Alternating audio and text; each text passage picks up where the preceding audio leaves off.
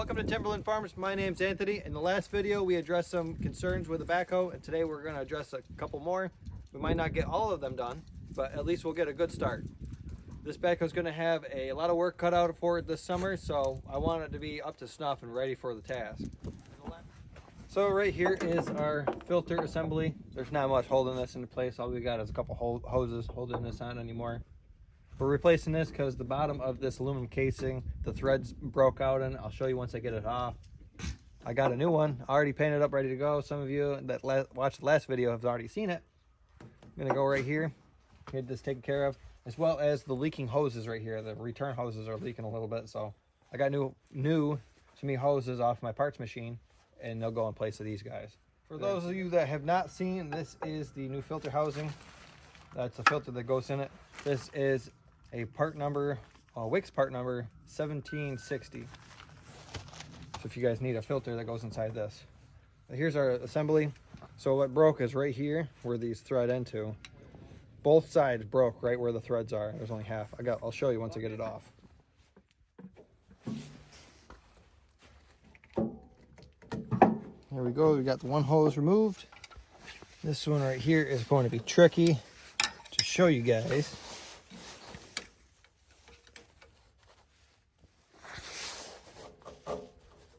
Oh, yeah, we are going to leak. And it is yucky looking.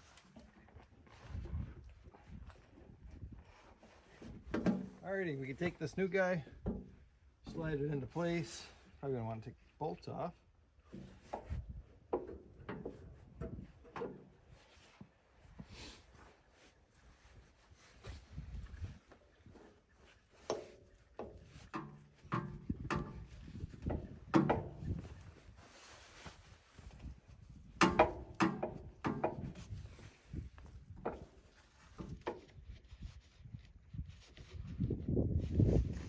You go ahead and tighten this guy up as well. And if you can remember, I slid this other hose clamp down there, so we got a second hose clamp down there.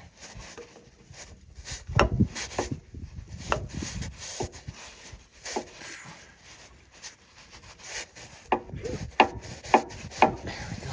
Felt the click. Well, I'm not gonna lie, that was very difficult to get contorted in here to get that off, but it is done. It's solidly mounted. Now we can go ahead and replace this filter.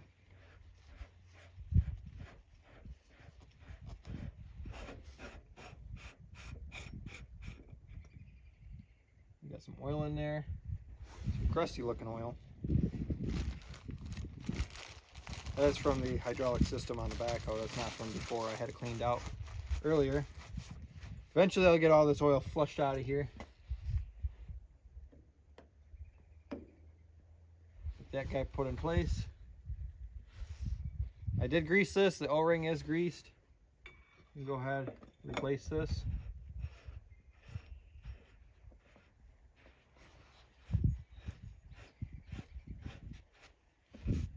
Now this is cast aluminum. I highly suggest using a 6-point socket. It's 1.5 inches. I don't have one, so I'm going to use this adjustable wrench very carefully.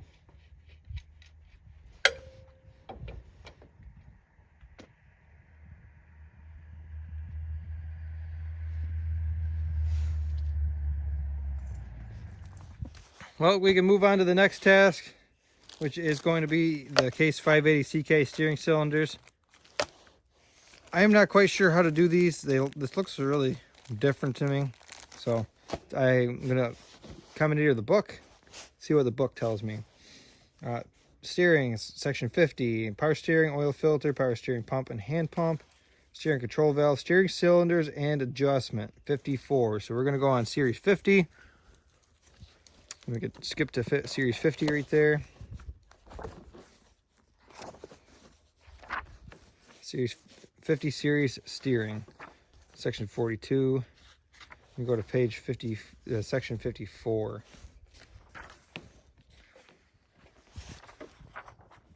It's 52-7. 53 is for the control valve, hand pump.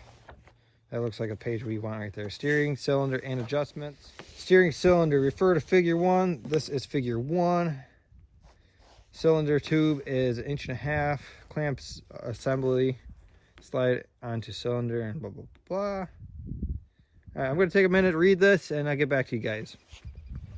All right, I went through. We're on to figure 3 is the style of cylinder that we have on my backhoe. It's the style that's got 3 screws. They're flat blade screws on the end of the cylinder. You can see here that you got 3 screws. You can see 2 in that picture.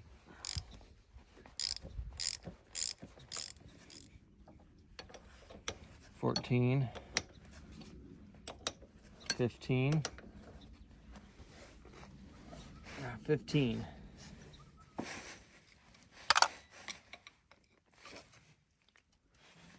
Let's see what's behind this door.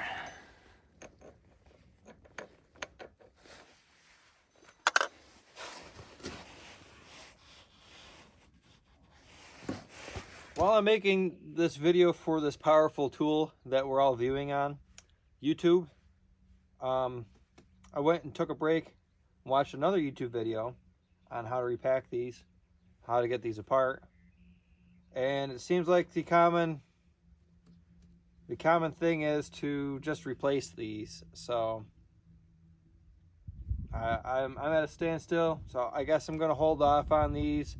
You can order brand new ones, a whole cylinder with the ball ends. They're not loose like this one is. That one's pretty shot. That one's not terrible, but it's not great either. This one is definitely shot though. It's got a lot of play in it. So maybe it's just better for me to bite the bullet, throw away that $40 in kit I just got. Maybe if I know somebody else that has a backhoe like this, I can pass that along to them as a favor if they want to go through the trouble and hassle of rebuilding these cylinders. So I think I'm just gonna order off of eBay. They're about $180 for a pair, which is not terrible. So I think that's what I'll do. It's just that these snap rings and stuff, they're so small. They're easy to break apparently. I haven't gotten too far. I don't want to break anything because I need to reuse it obviously. But like the little snap ring in there, I could not get my snap ring pliers to get a grip on it at all. So I'm just going to hold off on this for now. Let me sit on it for a couple weeks. Maybe I'll order cylinders, maybe not. We'll see. I just need some time to think on it. But until then, we can move on to something else where we can focus on some other task on a backhoe. We'll put this back together so it's at least functional and continue on from there. Well, moving on from the steering cylinders, I think we can go to the alternator right here. So this is just a dummy alternator and it's mounted upside down. I don't know if the alternator works or not. This is what came with the backhoe. So it doesn't actually fit the bracket and stuff. So made this bracket. This is a copy off of the one I made for the Case 430 farm tractor. It's just a piece of 3/4 inch round rod with a piece of plate steel. 2 holes drilled in it. And that's welded, and then I threaded for a 3/8 bolt to go in there. I highly suggest, because I found stainless bolts that are long enough, but I highly suggest using grade 8. I've already broken one stainless steel bolt. They don't like the vibration on the alternator, so I highly suggest getting a grade 8 or grade 5 bolt and not using stainless.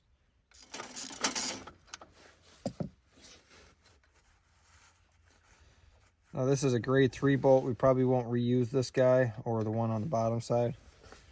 I also think the bottom is broken, so that's never okay.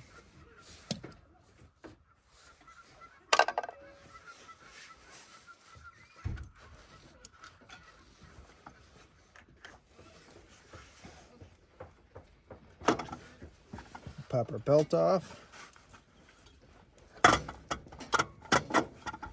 We're gonna have to move this bracket a little bit.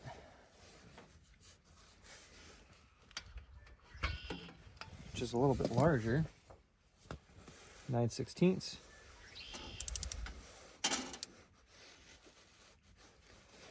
I hope if I had this on loosen.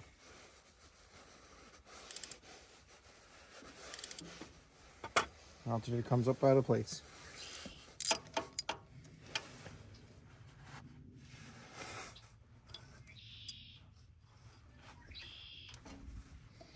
So here is the generator bracket.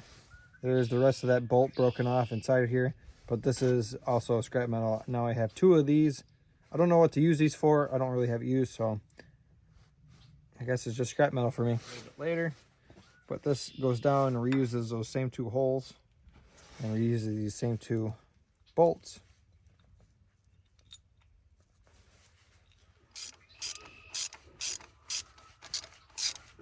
So now that we got this bracket into place, we can go and check out the new alternator. So this is our new alternator for the backhoe here. This is not just any alternator, it also has a tack drive on the back. But let me show you the part number. So I got this from Gen Sales, I believe. This is an alternator Delco style for a new Ford. I think the part number is 400-12490. It could also be 7118. That's another number that's on here. Or 164228. So it's one of those numbers on there. Pretty sure I got this from Gen Sales. It's been a while. I ordered 2 of these alternators at the same time. Put one on my 430 case tractor. And now I'm putting one on the backhoe. The one that's been on the 430 has been on there for quite some time now. And it's been treating me well. The only downside to these things is there's a constant draw for the way that I'm hooking this up. So here is the alternator. And the back side you have your tack drive. However, this is not just a 1-wire GM alternator. It is a Delco Remy alternator. You have your main power wire coming in right here. And then under here you have a plug. And this is where you put your plug in and wiring for turning on and off the alternator. Not exactly sure how exactly it works, but you have to have power going into it in order to turn on the windings to generate power. So you have to have power to make power with an alternator. Well, this is not a self-exciting alternator, so you get a little resistor plug you put into here and it becomes self-exciting. Well, if you do that, you have a resistor, and the resistor constantly runs 24/7, whether you want it to or not. So you're gonna eventually run down the battery if you're not using it all the time. So to counteract that, I'm putting a battery disconnect switch on there, so I don't have to worry about the battery draining because of this resistor. I didn't realize this until a few months into running my case tractor and wondering why the battery's always dead after I let it sit for a long period of time. But it is easily mitigated. Just know what this resistor does and how to prevent it from doing what it normally does. But let's slap this thing in here and see if we can get the tack to work.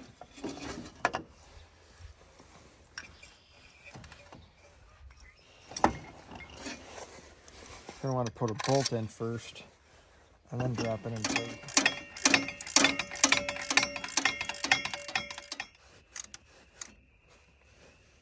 Now you can go ahead and grab your tack drive, and it should, in theory, fit. Oh yeah.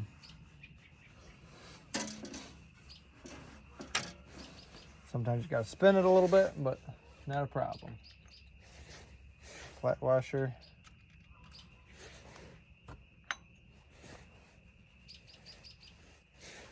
Another flat washer and nut. This one here is a bare.